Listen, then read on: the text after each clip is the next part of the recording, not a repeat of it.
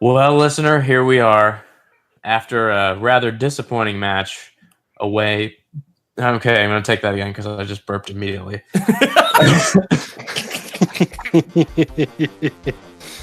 Well, listener, we're back at it again, coming in your ear holes after a disappointing 1-1 draw against West Ham United. Although we thought they were the worst team ever, they may or may not be. Joined today by Will Caves, and on the other end of the moderator something, they couldn't think of a word, Spectrum? is Joseph Craven, because I'm not used to you being on this side while also being on the podcast. You're usually the guy introing us. Yeah, most of the time, if I throw the responsibility to you if I'm not able to make it.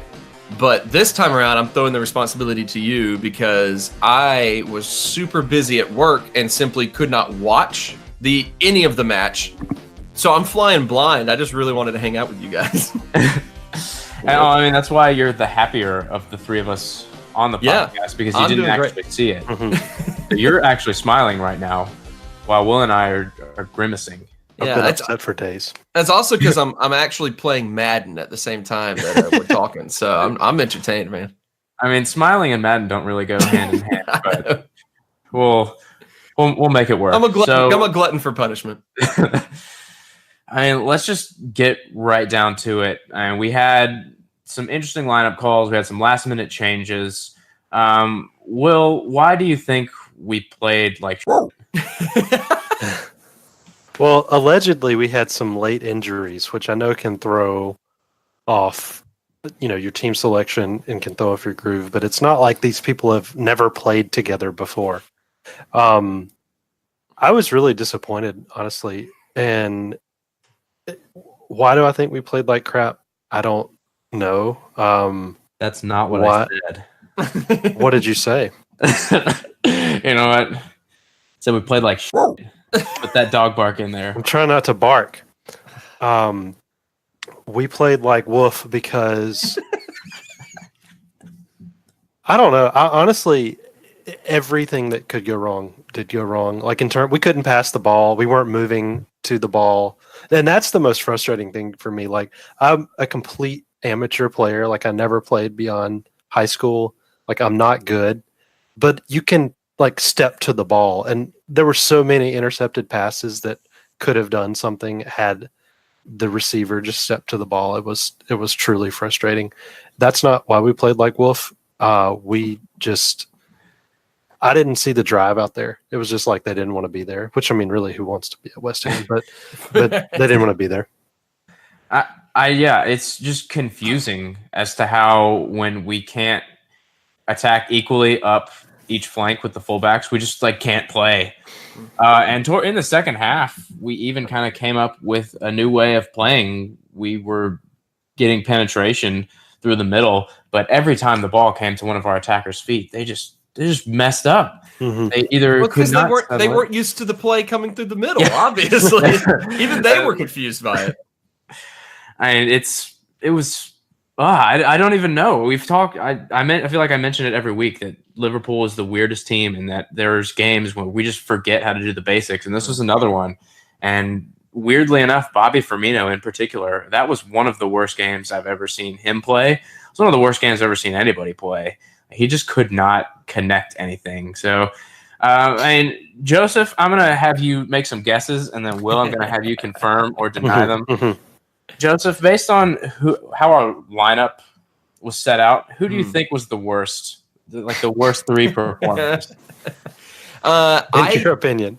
I know right now I can tell you that no matter any qualifications that you put on it, I could tell you who Will thinks was the worst player on the pitch, being Naby Keita. Mm-hmm.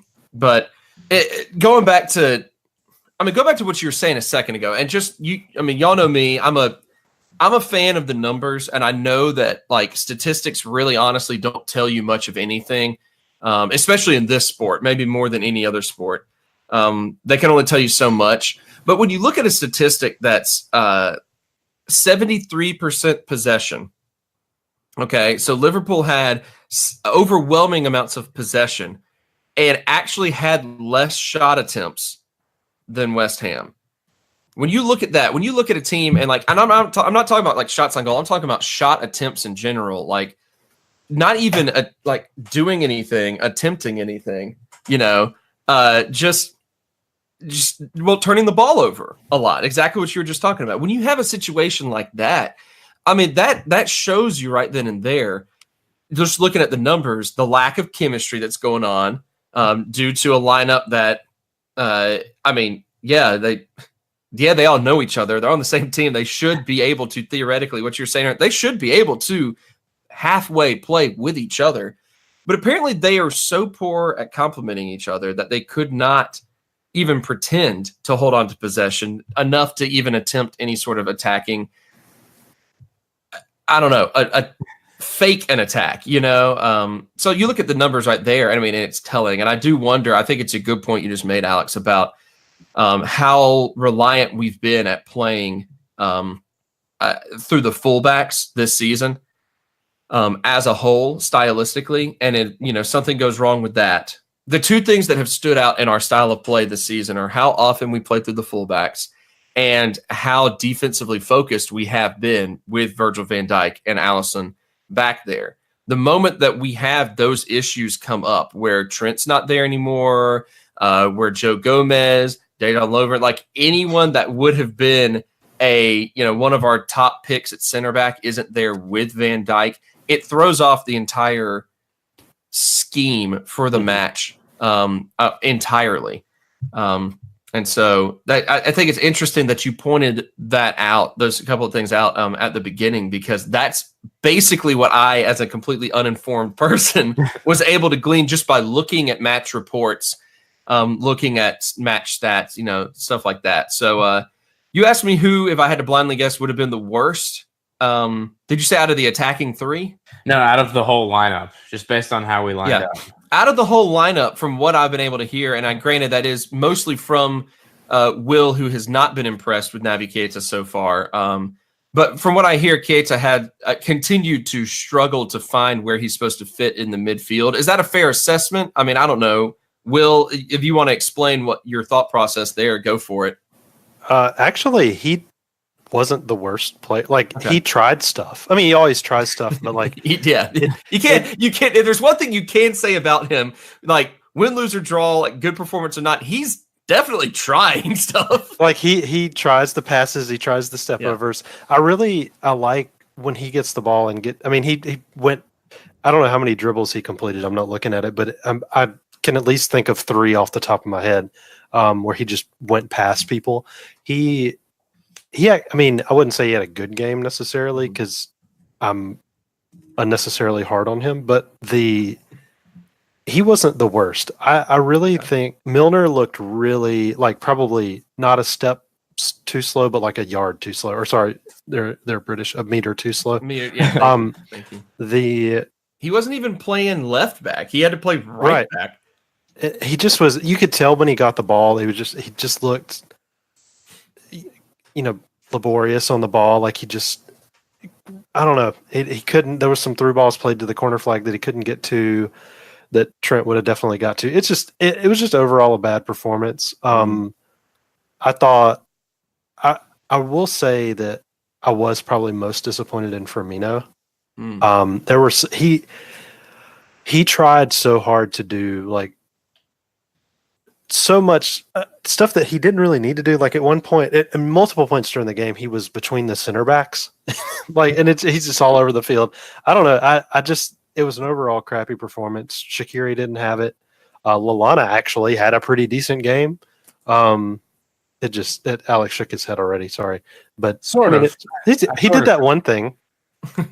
Yeah, he got the assist. He got into good areas. And I think, Joseph, you asked in our post-game thread, describe the midfield. And I think I remembered saying that Fab and Lallana were solid, but they disappeared for large chunks of the match, and that Keita was doing his best to try to go forward, but was really sloppy. And I think that's how I still feel about it. I don't know who was the best out of all of them. I think they were all consistently probably 6.5 out of 10 overall, just because they offered some things, but then it wasn't throughout the match. You never knew what you were going to get, and that's the frustrating part, because they were getting into good spaces or trying to take people on, and it just wouldn't come off. Or if it did come off, I think this was probably the most frustrating part, especially in the second half. It did come off,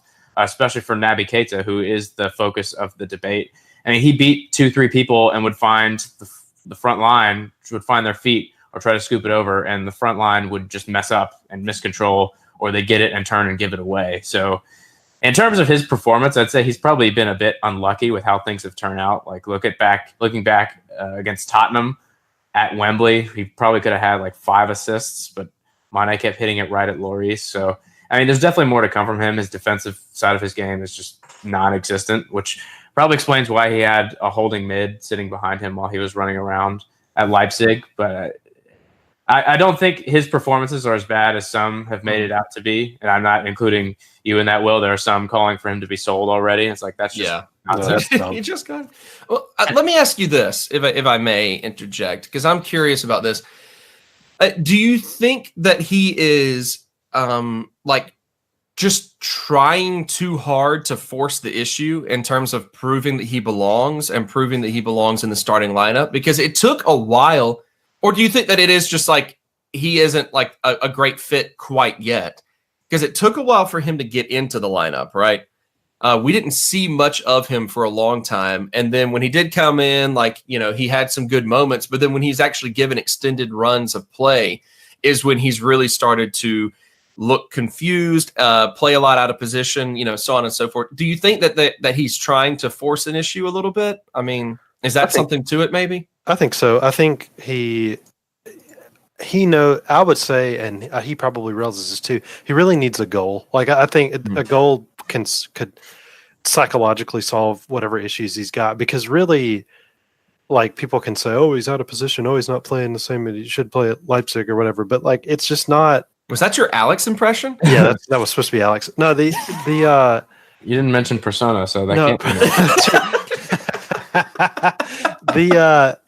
The thing about it is, though, is that we just bought him for like £60 million. He should be able to play like in 20 different positions, and there are only 11. He should be able to play in all of them. He should be the head physio. He should be the manager. He should be handling transfers himself. But really, though, like it's not it. You know, for the first month, maybe 2, okay, like I buy that. But we're in February. Like, learn what you're doing. You know, and this whole game, though, to bring it back out just a hair, so we're not just dumping on Keita. The whole game was kind of like a bigger picture of what he's been doing all season. There was stuff almost happening all over the field. There was like mistakes being made, not tracking back, not, you know, covering passing lanes, leaving runners open. Everything that I have been frustrated with him about, everybody else on the team did today, you know, this in the game. And it's just, it is frustrating to have a player of that, you know, that's supposed to be of that high caliber, you know, be like this. And it could be very well that next season he comes in like a house on fire and does it all. But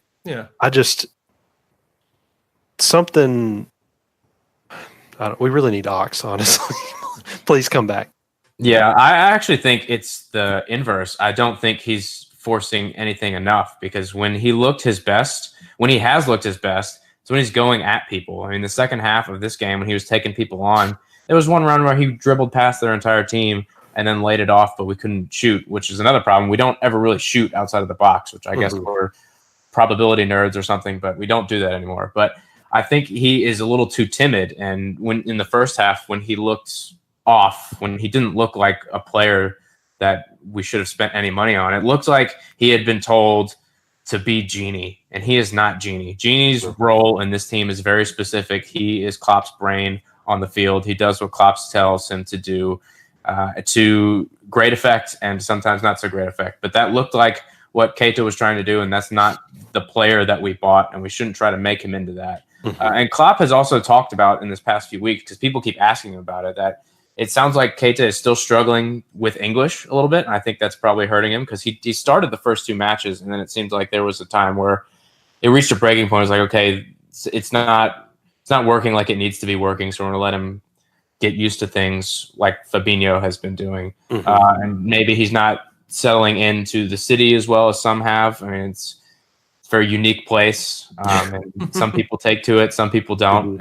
And he seems like a pretty shy person overall as well. So that may or may not be hindering him. And tactically, he's getting used to a new role, and the whole midfield is getting used to a new role. We have certain sets of three that we can play together that look like they click, but interchange those three sometimes, and we look lost. Like we haven't decided if 4-2-3-1 or 4-3-3 is best for our midfield, and it's not just him; it's everybody. Yeah.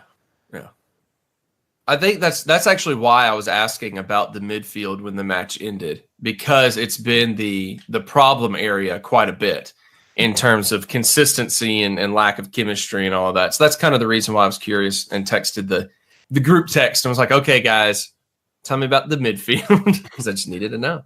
And I mean, it's a piggyback off of that. I actually don't know if it's necessarily, it wasn't great, but I think a bigger problem besides how we're trying to play is that we keep trying to score the perfect goal. And we don't need to be striving to get the perfect goal.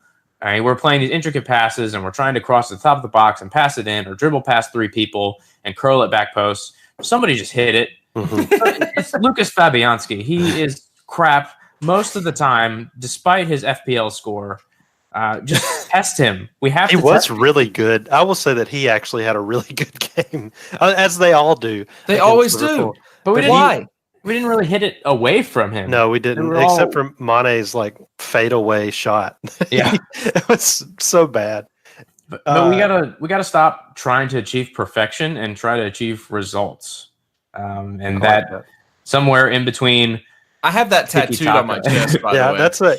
That's an Instagram post with a sunset behind it somewhere. It's a cat hanging from a wire poster in your office. Yep. But it's somewhere between passing it around the box 80 times and hoofing crosses in through JM7. There is success. Oh, yeah. Yeah. I agree. Look, honestly, we're done with the podcast after that. You're right. All right. No, but you're right. It's we are overplaying a little bit. I will say though that to we've talked about the attack not clicking or whatever, and really, aside from a couple of instances, we haven't looked like we've clicked a lot this season. At least, the attack hasn't been firing on all cylinders. I think maybe Arsenal was the last time that they did. But we've started conceding some pretty crap goals. I mean, I know we're still having a heck of a year in terms of goals conceded, but Alisson has not looked good lately. Van Dijk has. I mean, you can't play perfect every game, but that is a little unsettling also. We're letting in crap goals. And it seems like everybody in the defense is either injured or has caught the plague. I mean, Van Dijk apparently has lost 4 kilograms just from presumably crapping his brains out. Milner not far behind him. And not being English, you say he loses kilograms, and I'm instantly thinking about drugs. And I'm like, well, I mean, that's probably good then that he's not on drugs anymore, right? So that's on me. He apparently played really well on them. So. We need to get that dude high again, apparently. And plus, we're back to playing half of our crap defense. So, of course, we're going to look really bad. We're back with Matip and Milner as the right side of our defense. And just 2 of the 4 are returned from the era of Toxic Thunder disappointments. So, you're totally right. Alisson has forgotten how to kick. We got space jammed. Somewhere out there's a Monstar looking like Sean Bradley and playing like Alisson. Yeah. Let me ask you guys this, having, again, flown blind. It seems like there's a lot of blame to be put on the attacking 3. And Will echoed what I think Zach was saying last podcast about what you were just saying about like not being able to score any goals lately and, just not really being efficient. Is it safe to say that there's a lot of blame to be placed on Firmino, Salah, and Mane for this particular performance? I'm just curious. Not solely, because I mean, Mane did score. Salah had a couple of good looks, but he kind of had his typical game. Firmino was pretty bad, but that's pretty abnormal. We just looked disjointed. Like, I mean, Alex, you probably saw this too. Like, they would literally, Matip would pass to Milner, center back to right back. Yeah. And Milner would wait on the pass, and they would just, here comes a West Ham attacker, Chicharito, who's slow as hell, would intercept the ball and then go on a breakaway. It's like we were playing in molasses. Like it was terrible. Like that is so frustrating to me. I hate that when that happens in soccer. That used to piss me the wolf off. That and that really bugs me. But that happens so much. Like you'd see Van Dijk pass to Robertson. Oh, somebody intercepted. Oh, Keita tried to do anything. Somebody intercepted. Like it was terrible. We looked like a cup team. We looked that's like exactly a lineup right. that, I mean, we played about the same as we played against Wolves, in all honesty. Huh. And this lineup has not. They trained together and stuff, but we haven't put this lineup out before. And Right. the midfield had never. No one had ever played with Alana because Alana hasn't been fit. They never met him before. Yeah. He showed up and like wearing the jersey and everything. And people are like, "Who is this? Who is this guy?" Like, why'd you buy a Lallana jersey? Oh, that dude doesn't even. Is he even still on the team? Oh my god! I agree. It's hard to put blame solely on them. I thought Mane played really well. He's kind of back to being good, but it's kind of not all of them seem to be able to play well together anymore. Like one of them is playing well. The other two have just forgotten all concept of soccer. And it's also frequent that when we come up against large defenders, that Salah kind of gets marked out of the game sometimes if there's not a lot of space, because they were sitting back and they were just kind of bodying him. So he unfortunately went missing for a while just because he couldn't get involved because there was nowhere to go and they were all over him. And they made freaking Declan Rice look like Maldini out there. It was terrible. But despite all that, one person who had less of an impact was hero of the derby, Divock Origi. I don't care if you're offsides, you have to finish that. You have to. The first touch was awful. The second touch was even worse. You just got to bury that.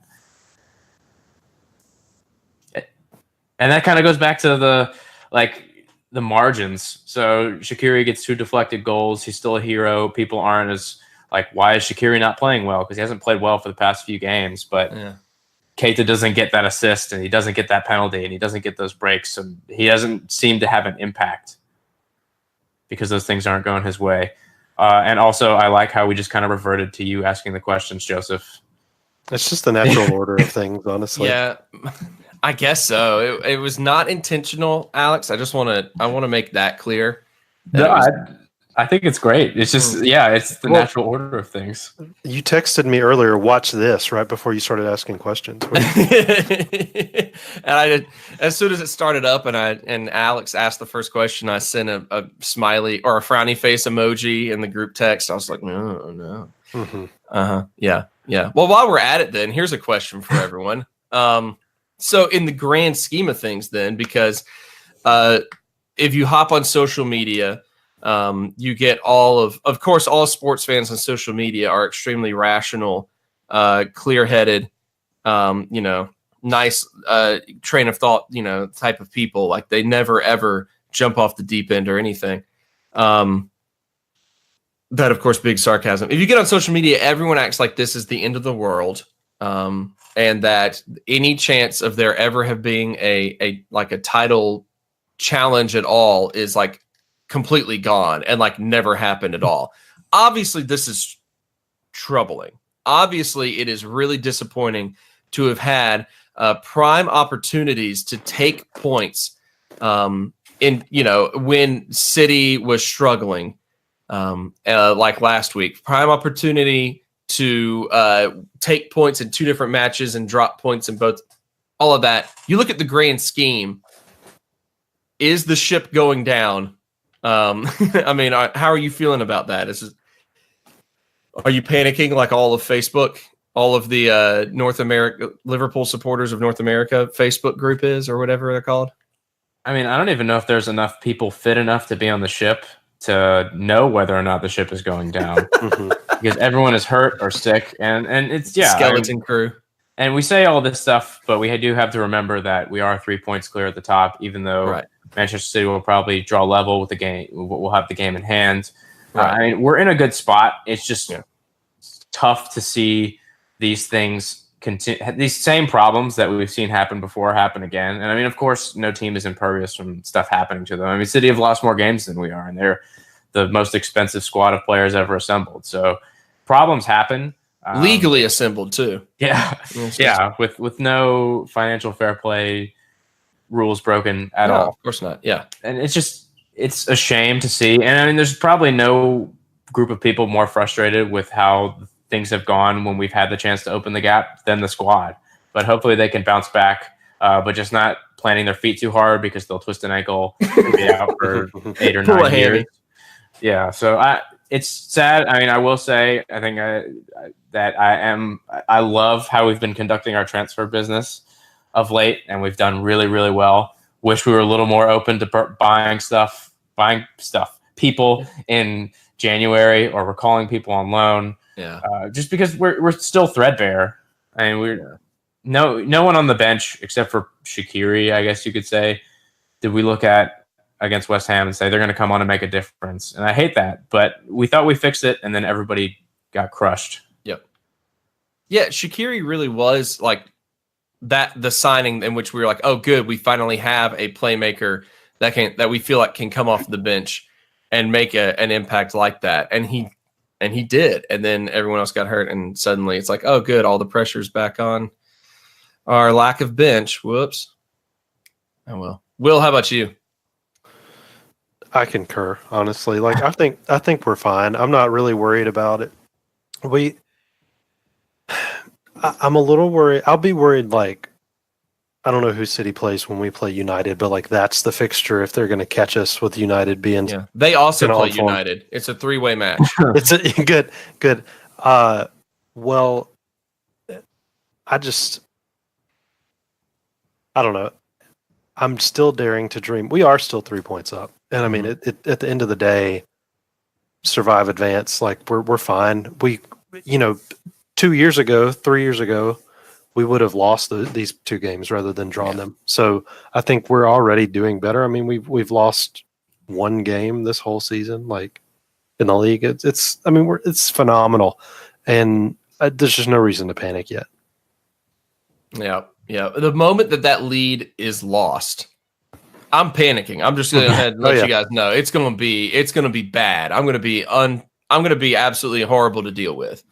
But until then, I mean, I'm still going to feel hopeful because there's no real reason not to, knowing full well that players are going to come back from injury, knowing full well that, there's going to be other teams that we go up against who end up having some of the struggles we've had with injuries, and we can take advantage of that. So yeah, I mean, I'm not that terrified yet, but only marginally terrified. Totally normal. Yeah, and we should be a little terrified. This is my attempt at a segue of Bournemouth because they did beat Chelsea 4-0. Yeah, they did 2 weeks ago, and then proceeded to crap their pants in their next 2 matches. So. Will, what are you expecting from this match? It's at home, but who knows what they are? Bournemouth, whatever version of Bournemouth shows up, I mean, that's going to really depend. We'll know within 10 minutes what we're playing, but the Bournemouth doesn't really scare me. Like, I don't really, it's at Anfield. I'm not really worried about it. I mean, I say that we'll lose 5-0, but it's just, they're never a team. Like I've said this before on this podcast. Like, I will pick us against any team that will play against us, and Bournemouth will come at us and therefore be able to be exploited.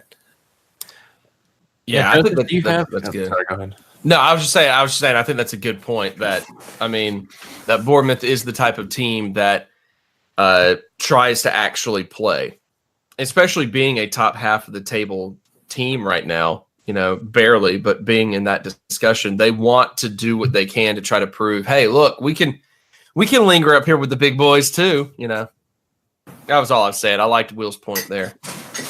Yeah, no, I agree. They, for some reason, no matter how well they do, it seems like everything we do can beat them. The only worry I have is Ryan Fraser is joint top assist leader in Europe, all of Europe. And the last time Ryan Fraser played James Milner as a fullback, he ripped him a new one. So that's that to be wary of. But I think we've evolved since then, hopefully. And I think we'll have some trouble, but I think we'll see it out. So let's get some score predictions. Will, how are you thinking this one's going to end? Because we have to concede a goal, apparently nowadays, it's going to be 4-1. Wow, going with the high score, going with the finding our offensive form again prediction. I like it. I respect it. Mm-hmm. I don't agree with it. I like it and respect it, but I think this is a really gross 2-1 victory. Yeah, I'm also saying 2-1. I think it's really nervy. I think Anfield starts off roaring and then ends up getting like very murmury and tense, and then we pull one out in like the last 10 minutes. But I also have another prediction for y'all to make, and this will be a much smaller number than the combined scores. How many attacking headers off of set pieces do you think will win? Negative. We're gonna give them up. Yeah. Yeah, I don't. Yeah. No, that's one maybe. That's a clear bagel for me, man. That's a 0. I think it's 0 for the entire season. So yeah, I think that's a safe bet. I think we're done with that. We're so over doing things like that. We're so above it. It doesn't even matter to us. Can our throwing coach teach set pieces as well? I mean, we also had a foul throw. Apparently, no, we had a foul throw. Yeah, I was going to say. Of course, Martin Atkinson would be the one to call that too. Yeah. Like, of course, can't just let it go. Oh my gosh! I'm glad social media has forgotten about that. I thought for sure that would be like the meme of the week, that Liverpool has a throwing coach and got a foul throw. But luckily, we played so badly that other things were more hilarious. Yeah. Look, man, he's just got like bold and innovative tactics that the rest of the modern game hasn't caught up with where he's operating, man. He's on another level as far as a coach goes, all right? I can see that. I feel you. That's my excuse.